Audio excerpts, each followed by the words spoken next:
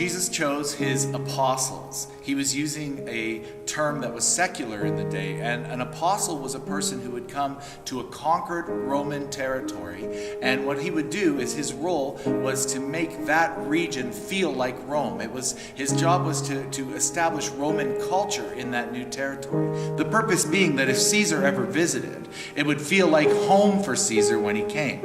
Now, when we talk about apostolic ministry and apostolic culture, the reason for it is that the fivefold gifts of apostle, prophet, pastor, evangelist, and teacher don't exist just to be there, but they're meant to equip us. They're meant to cause us to grow so that in a healthy church family, you're not just having the offices, but you're having people who are helping everybody grow in being more prophetic, in being evangelistic, and ultimately in being apostolic, being able to take the kingdom of heaven and shift culture where you're at. Sort of sounds like your kingdom come, your will be done.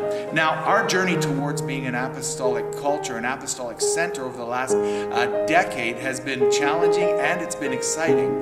But the whole purpose of it is like the tide, the apostolic causes all boats to rise. It causes all of the gifts to come to the surface so that you can walk in the fullness of your kingdom potential and express the nature of God's kingdom wherever you go. That's the whole role of the apostolic.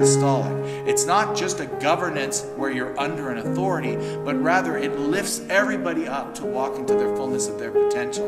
Now, for some of you, this series is going to seem a bit like a bit of a review because we're going to revisit our culture. We're going to revisit our values. But for others, it'll seem very new because you're joining us in what's taken over a decade for us to establish. So I hope that you enjoy this new series, The Apostolic Culture, The Way of the Kingdom. God bless you.